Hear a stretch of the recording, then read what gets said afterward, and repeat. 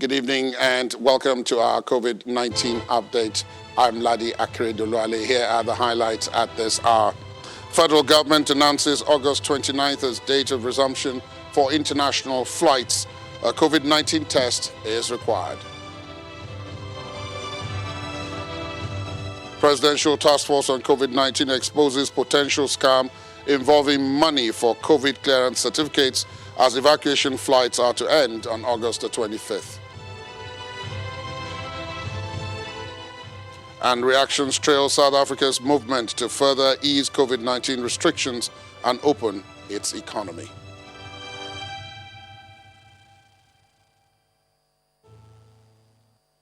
Some cheering news for air travelers coming from the Minister of Aviation, Senator Hadi Sirika, who has announced the reopening of the international airports in Lagos and Abuja for the 29th of August 2020.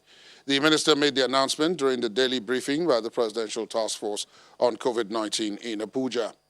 Senator Sirika said flights will begin from Lagos and Abuja, while protocols and procedures will be announced in due course. Like we did with the domestic, it will start with Lagos and Abuja. The protocols, procedures, and processes will be announced in due course. However, what we have become used to, physical distancing, wearing of masks, washing of hands, temperature taking, etc., will continue. So all protocols exist. They will continue alongside the opening of these airports. In the beginning, there will be 4 flights into Lagos and 4 flights into Abuja daily. We'll give further details on that in due course.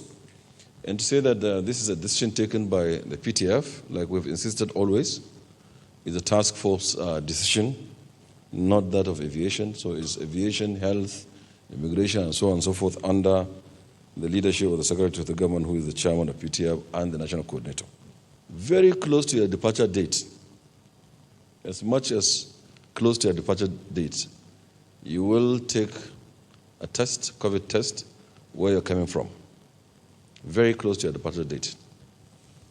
And then, of course, you would online fill in the health questionnaire we will have, so that you don't bother yourself filling long forms while you arrive or in the aircraft. That will be the online that you fill of the health questionnaire, which you will deliver at point of entry to us. And then there will also be a portal that will be open. Prior to your departure, you will pay through that platform. You pay through that platform for a test to be done here in Nigeria day 8 after your arrival. Staying in the aviation sector, but domestically now, Asaba International Airport in Delta State has resumed flight operations after several months of COVID-19 shutdown, which paralyzed business and socio-economic activities across the globe.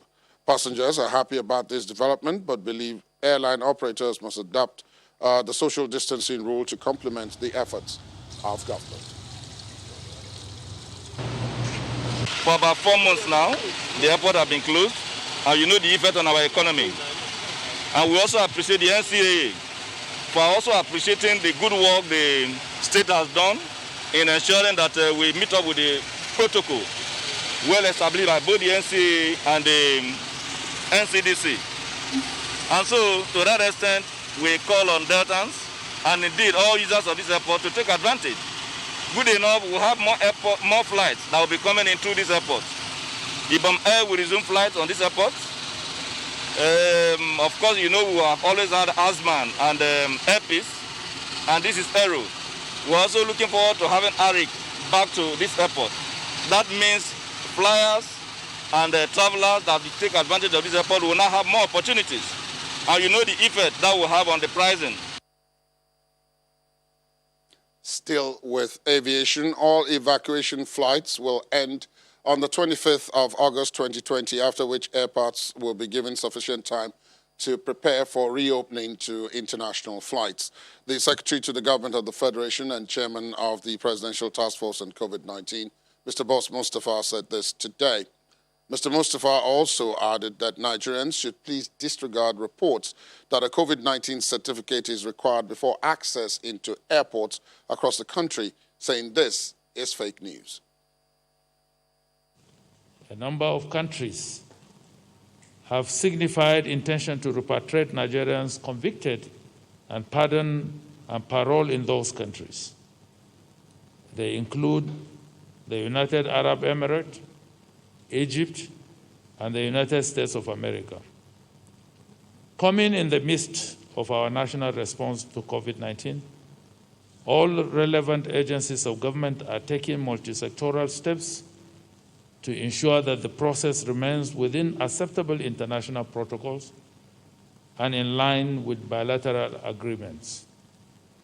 For the purposes of clarity, this should be distinguished from normal evacuation flights, and we wish to state that all evacuation flights will end by the 25th August 2020, after which airports will be given sufficient time to prepare for reopening.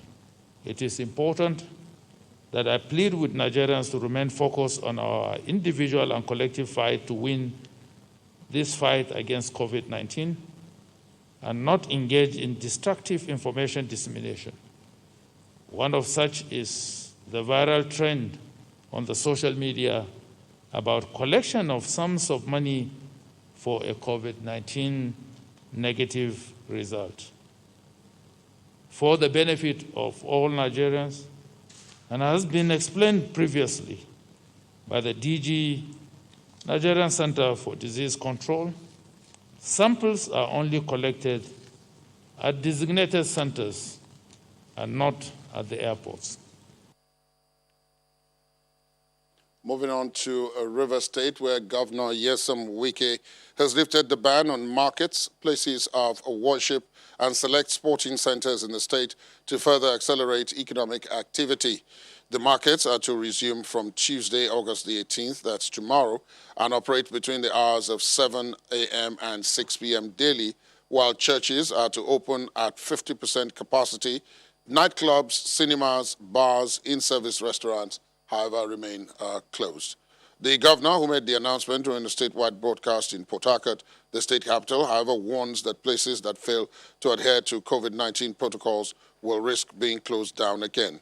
Governor Wike also appreciates donors and frontline health workers, adding that the state government is working on approving interested private laboratories to scale up sample collection in the state, which is reportedly the 5th most impacted in Nigeria. The registrar of the West African Examinations Council, WAEC, has assured Nigerians that the exams will be a huge success in spite of the COVID-19 pandemic. He was speaking today in Lagos while carrying out an on-the-spot assessment of the 2020 WAEC exams, which started today, as well as the conduct of students sitting for the exam. Our correspondent, Gimba Omar, reports on day one of the exams across states in the country. The stakes in the WAEC examinations are high. Students spend collectively thousands of hours each year in preparation. 4 months have passed. Nobody predicted that the greatest disruption in all will come from a virus. But that is slowly changing as the registrar of WAEC himself inspects the procedures and conduct of the students in Agidimbi Grammar School, as well as the Millennium Grammar School in Ikeja, as the examinations commence. That's part of the challenge of COVID-19. They are making use of 23 classrooms. And you know it's not easy to go around 23 classrooms. But the good thing is that we have made adequate arrangement for this. Still within Lagos, the principal of Agidimbi Grammar School in Lagos believes that the stakes are high, but even higher is the challenge the education system presents at this time. We have our students in classes, a class that should have accommodated 60, we have only 20. In order to have the distancing. Grammar school in Ogun State, like that in Lagos, saw an orderly conduct of COVID-19 protocol check. Temperatures reading and washing of hands are strictly observed before entry into the exam-filled hall. That is sure to test the efficacy of virtual learning on the COVID-19 conditions. When the lockdown was lifted, we had a program on revision. We did that the week before the last and the last week. Away from the west, government secondary school in Wuse, the heart of the FCT, witnessed social distancing in its finest. Washing of hands is integral to keep the virus at bay. Government has provided in excess the face mask, the sanitizer, the wash hand stations, as you can see. In Uyo, the Akwa Ibom state capital, the Nigerian Christian Institute, one of the centers for the WAEC exams, is no different. Social distancing is the order. A mild challenge was, however, encountered from the start. Unfortunately, the government didn't give us much time to get them back into a mindset of being in school. But luckily, our children already were prepared, and so brushing them up, it has been stressful for them. 063. So are students in Yenagoa, the Bayelsa state capital, Central APA Secondary School, where question papers are distributed. The subject, mathematics, with deep concerns raised for this year's exams. Government have done its best, and want to commend them. They've done their part. I think it's left for the students to also do their part. In the wake of the health crisis, education policymakers in West Africa may have to re-strategize to ensure that the standard of education at all levels doesn't drop. Gimba Umar, Channels Television News. Business owners in the food and catering business have continued to lament low patronage at their centers in spite of the pronouncements allowing for in-dining services to customers from last Friday. Some of the challenges encountered by the service providers include the additional cost associated with providing safety apparatus in line with preventing the spread of COVID-19. Our correspondent, Olu Phillips, brings us the details. On the same day, the Lagos State Incident Commander asked worship centers to reopen after months of closure. He also hinted that restaurants and eateries should, in addition to the takeout service, allow in-dining services, but at half the capacity of such outlets. It's been 96 hours after that announcement took effect, and the sights and sounds say quite a bit. Keeping up with safety protocols as prescribed has remained in place for most of them. What differ is the capacity they bring to bear and their location. In the heart of Surulere is the popular Olaya restaurant, an upgrade Buka center that got caught up in the various stages of the pandemic advisory. So, from a period of complete lockdown to a partial lockdown and now the 50% allowance, it's not been business as usual. When the initial lockdown, we went down from like 100% to like 20%. Yeah, in terms of sales and all that, So even we had to tell some of our staff to go, and we only allowed maybe like 30%. So even right now, we are still operating at like 50% capacity. While sales have been low, they have to make additional expenditure in providing the necessary items for customers' safety. Each time, for instance, a seat is vacated, a staff has been mandated to clean and disinfect the chair and surface area, a cost that has not been passed on yet to the customers. The virus is still out there, so we need to just all be careful. So we can't take any chances. Adobe runs a breakfast hub around the Yaba Jibowu axis. The area, which is essentially an academic community, has had its share of bruises from the devastating effect of the COVID-19 pandemic. Nothing much has changed because apparently people got used to not being out anymore. So it's a struggle to get them back to understand, hey, we can do 50% capacity. And so I don't know if it's the fear of we're not sure where the wave, if there's a second wave coming, or people are just like used to the new normal. So, For her, opening up to the public in line with the 50% dining capacity will require more than just a pronouncement or the desire to welcome callers. I don't have enough requests to shop for the next day that I have to buy things to cook. If it goes like that, first day, second day, third day, then I might as well start off business. So what I expect is that probably there should be some incentive, there should be some soft landing for small businesses. For the big players in the sector, the argument tilts more to their capacity to deploy buffers and corporate strategies to mitigate the effects of slow business. Many of them would rather decline to have any conversation around the new normal. Truth is, they are all singing from the same song sheet like other businesses in terms of patronage. The economy is almost on full-blown resumption regardless of restrictions on trading days for some or the safety distance protocol. What may not be so true is a commensurate income that supports the daily bustling as noticed. Olu Phillips, Channels Television News. Thank you very much, Olu. I'm being joined in the studio now by the chairman of the Nigerian branch of the Institute of Hospitality in the United Kingdom, Mr. Adedayo Adesugba. Thank you so much for coming in. Thank you. It looks like it's, in spite of the fact that in Lagos, the commercial capital of the country, from last week, you were allowed to, your association and operators in that sector were allowed to do in-service dining now, even though at reduced capacity. Exactly. It doesn't seem to have made much of a difference. Not yet, anyway. Well, most certainly not yet. We're trying to get the customers and the users to come back.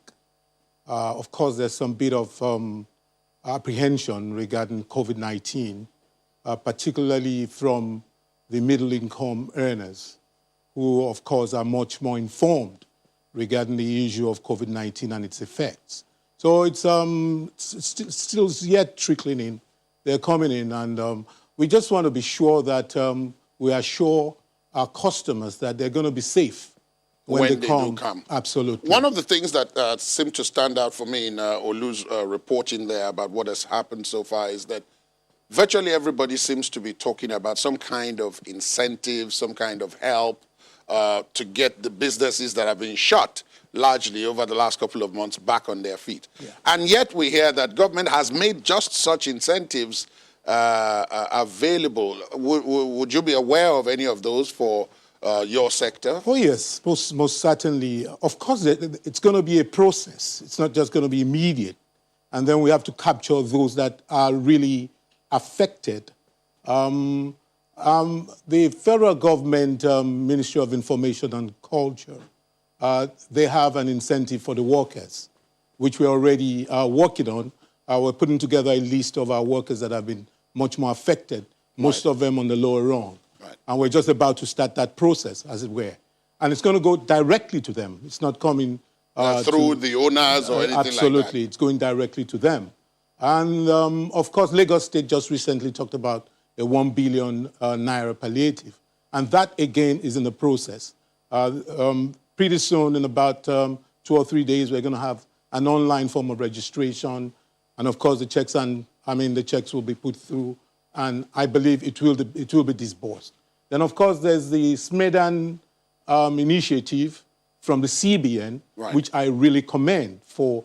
That actually is for micro, small, and medium enterprises. And that has a structure, and it's quite commendable. It's an assisted loan. So the issue of those that receive the loan absconding doesn't arise. So let's take a quick break. When we come back, because I'd like to ask you what you think are the chances of this sector going forward. It was a very vibrant sector, but absolutely, all the economic indices seem to be like swimming against the tide at this point. Absolutely. But that will be after the break. Please stay on with us.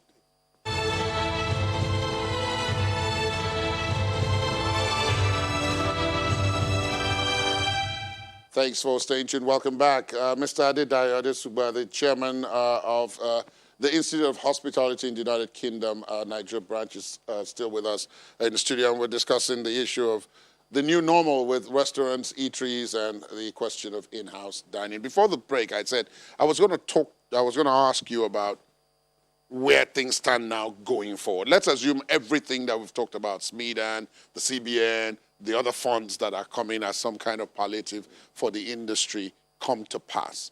You will still be swimming against the tide going forward economically, because it does appear as if what COVID brought was like a double whammy.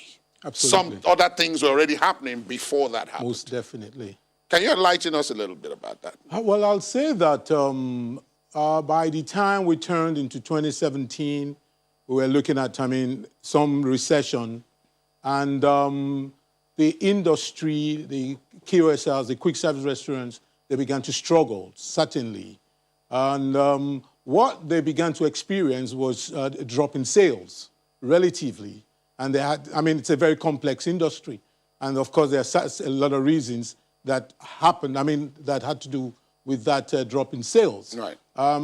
Then, of course, we have a very unregulated industry. There are no barriers to entry.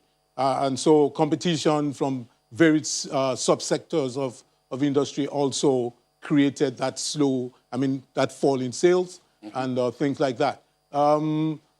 However, when COVID-19 came on, of course, there was that impact, that very much negative impact. What we're looking at going forward, actually, is I'm looking at about between 3 and 5 years. For recovery? Absolutely. That's a long time. It sure is. It sure is. It will, because when you're talking about backward integration in itself, right. What you see is that, yes, there's activity in the agricultural sector, basically, but we're talking of moving, things like moving products to the market, right. Things like having the financial capacity to buy, especially amongst the smaller players in the industry. Of course, the bigger players now may begin to look at credit facilities, which we know astronomically, traditionally, interest rates are pretty high. Right. We're not talking of cash cows anymore. Cash has relatively slowed down because, again, sales are down.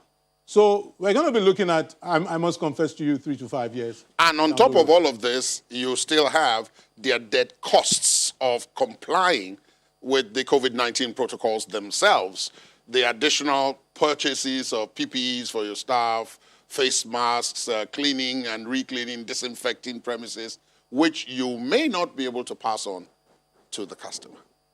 It's going to be difficult passing on to a clientele that already the spending power is rather low. But the truth is that we have to put the protocols in place. There has to be compliance. As a matter of fact, right now, we're Standard Organizations of Nigeria, we've had several meetings. We just went through the technical committee just put together the standards for the industry that's now going to cut across the country.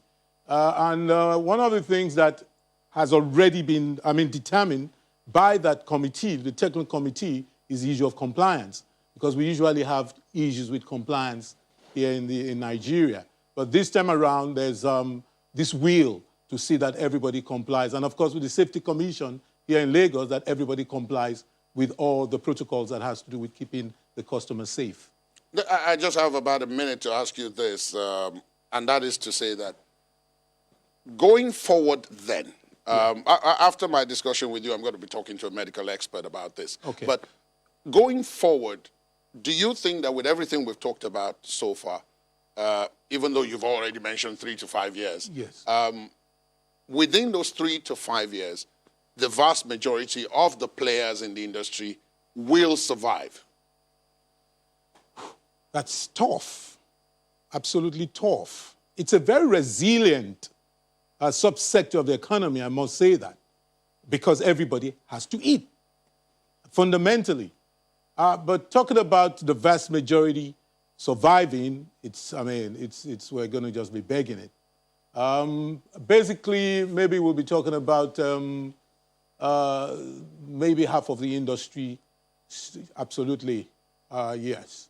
We're talking low quality, very complex industry. We're talking food safety and a whole lot of stuff that's coming. We're talking of, skills, training, and government regulations are there to deal with. The taxes that we need to deal with. So there's quite a lot to deal with. I want to thank you very much, Mr. Adesuga, for coming in. Thank you so much. One can only wish you the very best of luck. Thank you so much. Thank you so much for joining us.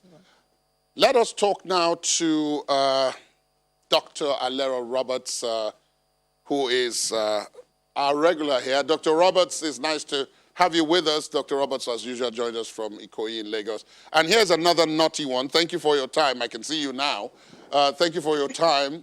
There's another naughty one. As you've probably been hearing, I've just been speaking to a representative of the eateries and restaurants. They were kept at the level of takeaways for a very long time, and only last Friday were allowed to start, at least in Lagos, some level of in-house dining.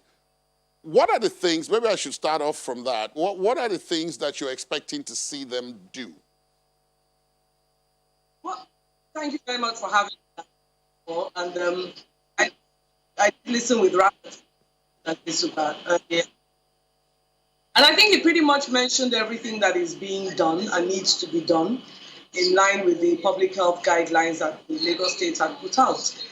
However, he did mention the larger picture that this is going to create, and this is what for public health physicians is of interest, because we've been walking this fine line between the virus and the economy, and this is another example of where the virus has hit the economy, and the economy has to recover from the virus and not just the health of the patrons to the eateries. It's very difficult because you can't, you've got these guidelines which more or less fit the larger players in the industry. And then you have the Basira, how do we enforce, how do we sanction, knowing that in many, many cases for these women, running an eatery, a buka, a roadside canteen is the way they feed their own children and their own families. And they rely on these patrons to come in and patronize them so that they can make the money that they need. This is part of daily paid work. It is a very complex industry, and these are the things we need to remember. However, I think what is most important is that everybody takes collective responsibility. Wear your mask, wash your hands, maintain a distance, try and limit the crowds that come in at the same time, and limit the queuing up, and the crowds, have a lot more eating out and eating outside, that is, have a lot more outside dining. It's a very, very complex industry and one that will require a lot of inventive innovations. However, he did say something about the 3 to 5 years recovery. And I can't help but think that probably this is going to allow a new lines of business to open up, new innovations. Even the people who do the cleaning in the restaurants is going to be a new line of business and a new line of occupation. So I don't think it's all gloom and doom. I think we do need to, work at making sure that these public health interventions that we're putting in place become part and parcel of our daily life. I've got two other things that I've got to raise with you. These are developing stories. First, the big announcement about international flights. There had been so much prevarication about that, and the fact that, look, everybody was scared that if you did this, then we were going back to square one. But right now, we've finally chosen August the 29th. What do you make of that? It is good news because, unfortunately or fortunately, we are part of a world trade system, and until there is international travel and international trade, a lot of the economy probably will not fully recover. And that's just it. We can't continue to live in a bubble. We have community transmission within our own country, and therefore I don't know that we're in any more danger if the protocols are put in place. We don't just say open up and allow everything to be as it was before. We need to maintain these protocols. We need to test these protocols. And we do also have the option of slowing things down a bit if we find that there's a huge spike. But so far, it's been 5 months. We haven't seen this huge spike. We do seem to have flattened the curve, as it were, and gotten to a position where we are not overwhelming our health system. So it is good news.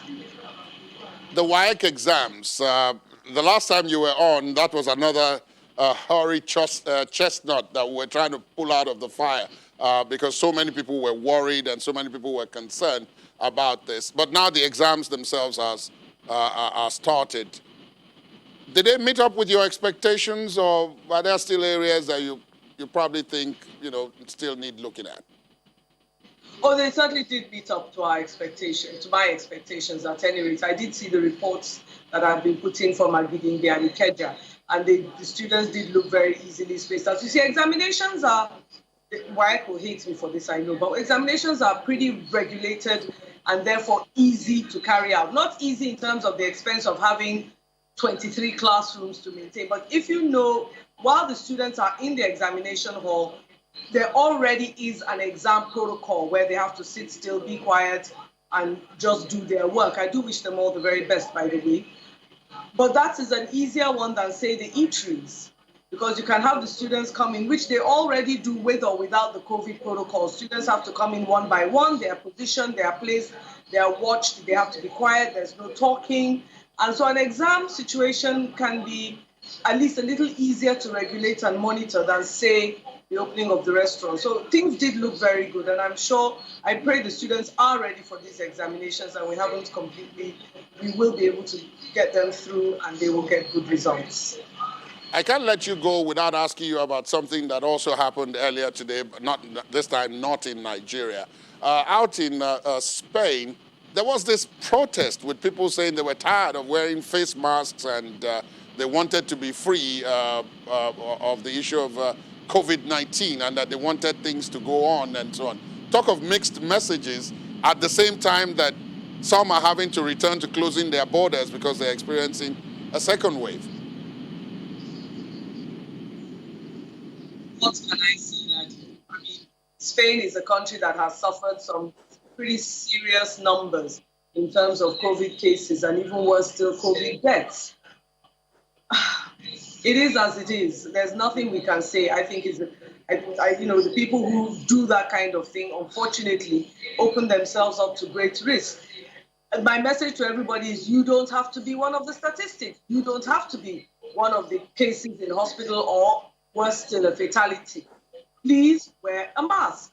It's as simple as that. Wear your mask, wear a face covering, wash your hands with soap and water. If you do not have to be out in a crowded place, please don't go into a crowded place and maintain a physical distance.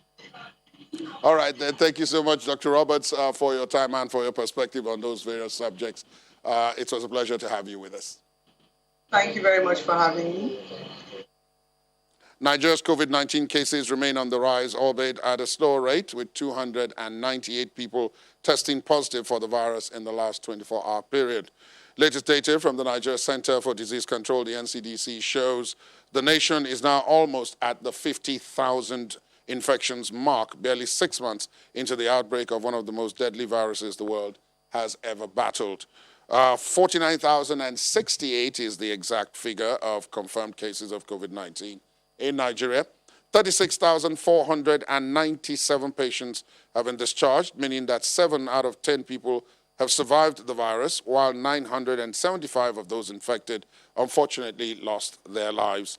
A breakdown of the 298 cases shows that across 15 states and the FCT, Plateau has 108, Kaduna 49, Lagos 47, Ogun 18, Osun 17, the FCT 15, Ondo 14, Edo 8, Oyo 6, Akwa Ibom and Cross River 4, Borno 3, Ekiti 2, Bauchi, Kano, and Rivers all having 1 case.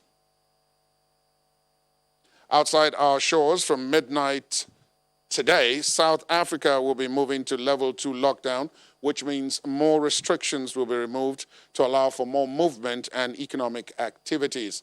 Since President Cyril Ramaphosa's announcement of the shift at the weekend, not everyone has been applauding, but he says everyone should still be cautious and responsible so that the current gains in the anti-COVID fight would not be lost. The much-anticipated speech by the president contained the change in regulations, the unchanged bits, as well as the call for caution not to change the declining trend in infection numbers. First, what is changing? All restrictions on interprovincial travel will be lifted. Accommodation, Hospitality venues and tours will be permitted according to approved protocols to ensure social distancing. Restaurants, bars, and taverns will be permitted to operate according to approved protocols as to times of operation and numbers of people. Restrictions on the sale of tobacco will be lifted. The suspension of the sale of alcohol will be lifted subject to certain restrictions. Restrictions on family and social visits will also be lifted, although everyone is urged to exercise extreme caution. And these are the regulations that will remain for now, despite the move to level 2 lockdown. Current restrictions on international travel will remain in place. No gatherings of more than 50 people will be permitted. Among others, this includes funerals and religious events. Spectators will not be permitted at sporting events. The curfew will remain in place between the hours of 10 p.m. and 4 a.m. Professor Lale Kwayo Yusuf is the Deputy Vice Chancellor at the Sefako Makgato University of Health Sciences in Pretoria, who also serves in the Gauteng Provincial Advisory Committee on COVID-19. He says caution is still the watchword. Because the virus is not gone away, unfortunately. The virus is still with us. So if we are not careful with our movement, the virus follows us and we're only just going to come back to where we were. Mixed reactions have trailed the president's speech, with some opposition parties like the Freedom Front Plus and Democratic Alliance describing it as a gesture too little too late for the country's ailing economy. The economic freedom fighters on their part are against the lifting of some of the regulations. But while some more business areas like tobacco and alcohol will be heaving a sigh of relief come midnight, others like events, entertainment, and international aviation will still be waiting to exhale. From Johannesburg, South Africa, Betty Dibia for the COVID-19 update.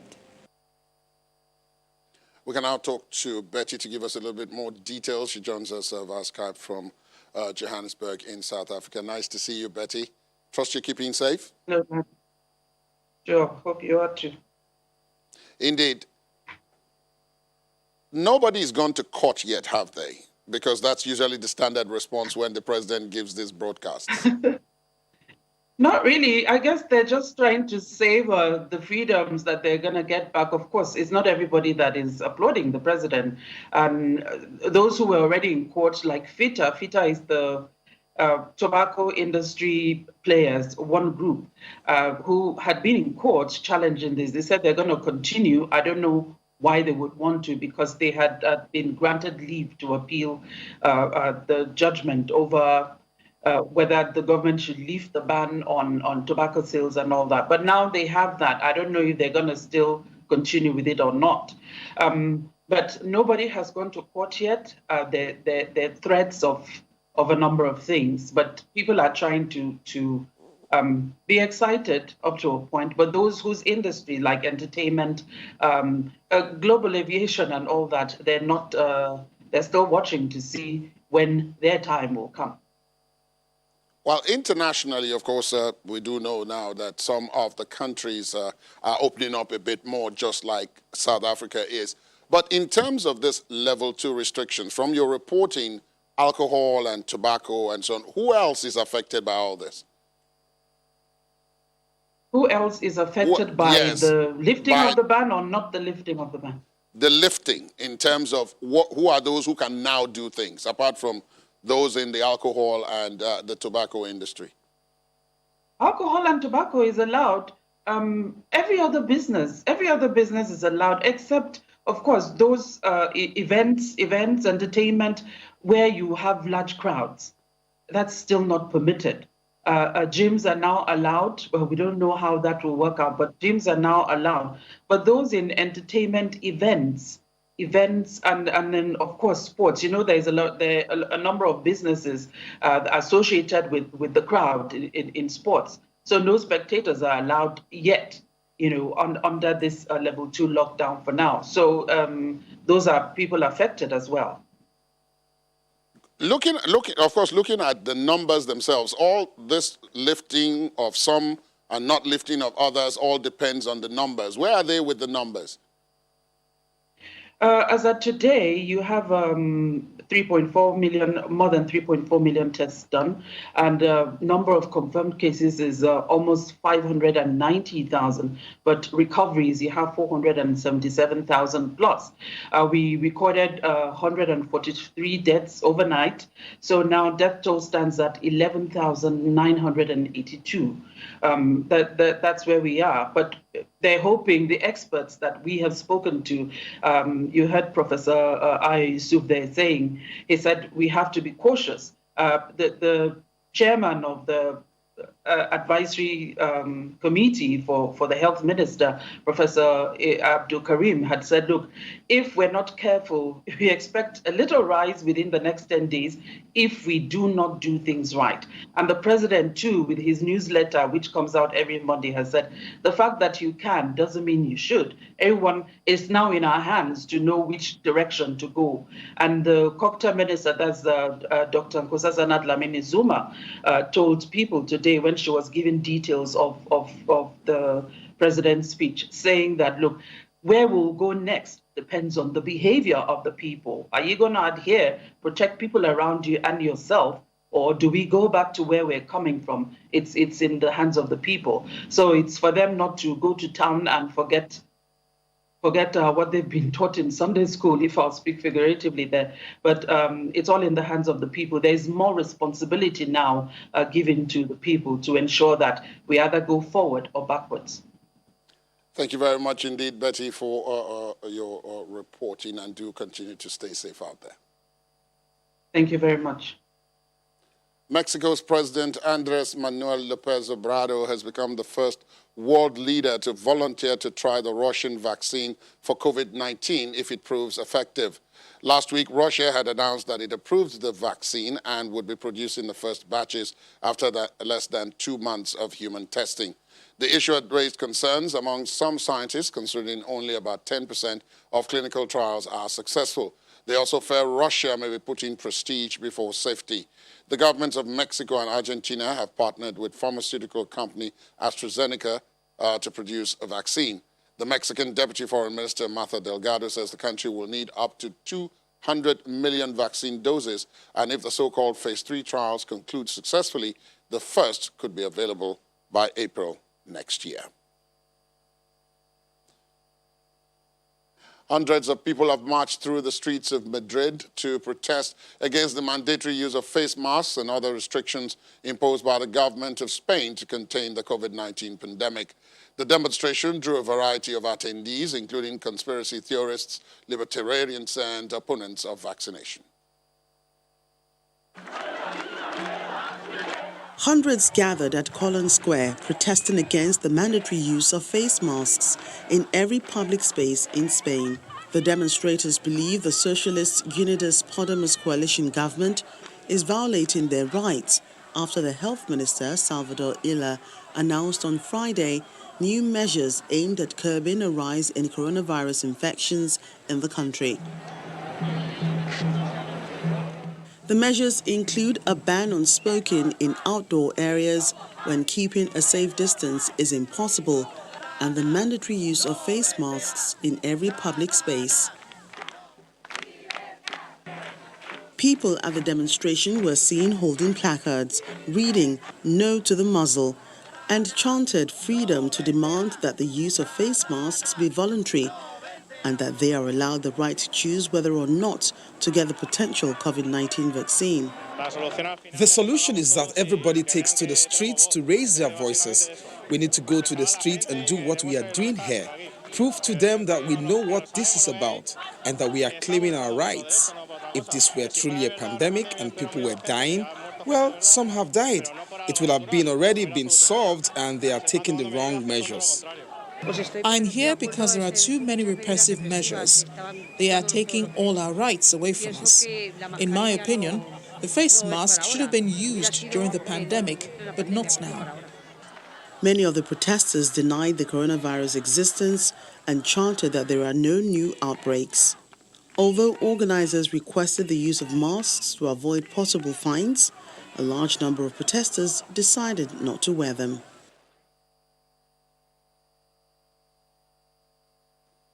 The British government has bowed to public pressure over its school exam grading system, ditching an algorithm that downgraded the results awarded to students in England after their tests were cancelled due to COVID-19.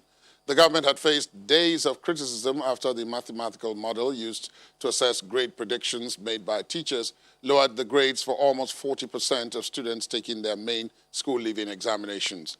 This comes as China today reported no new domestic cases of COVID-19 in more than a month.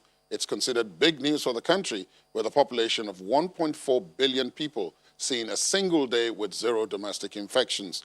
The first time was in March after the original outbreak in the central city of Wuhan. Here's the global update. News about no domestic transmissions of COVID-19 in China comes as authorities in Shenzhen, a city bordering Hong Kong, begins mass testing of residents for COVID-19 after a cluster of infections was traced to a local supermarket.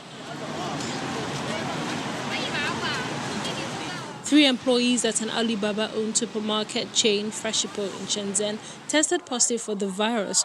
Authorities expanded nucleic acid testing to include residents who live near the supermarket and people who had visited its premises.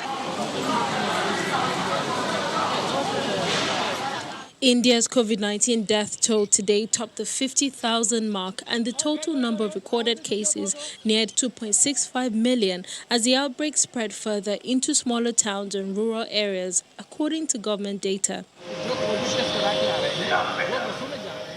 The world's second most populous country recorded 57,981 new coronavirus infections in the last 24 hours, raising the total to over 2.6 million, while an additional 941 deaths raised the overall death toll to 50,921.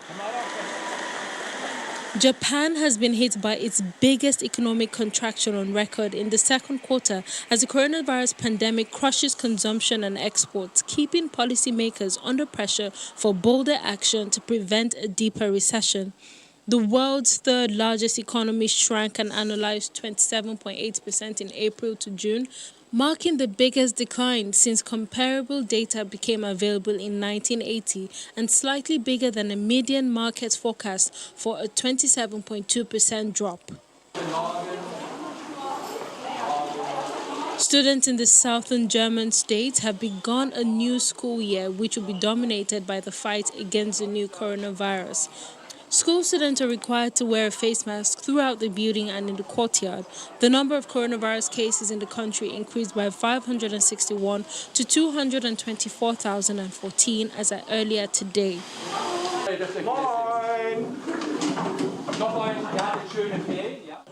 And finally, Madrid region today started carrying out 6,000 random PCR tests to identify asymptomatic coronavirus cases in 6 different neighborhoods of the Spanish capital.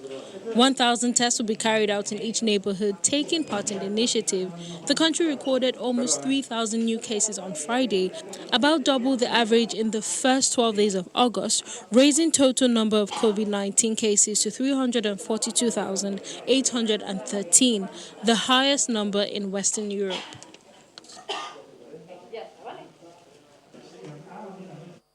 And that's our COVID-19 update tonight. Thanks for being with us. I'm Ladi Akere-Duluali. You can get some more on all those stories and much more by visiting our website, channelstv.com. Good night.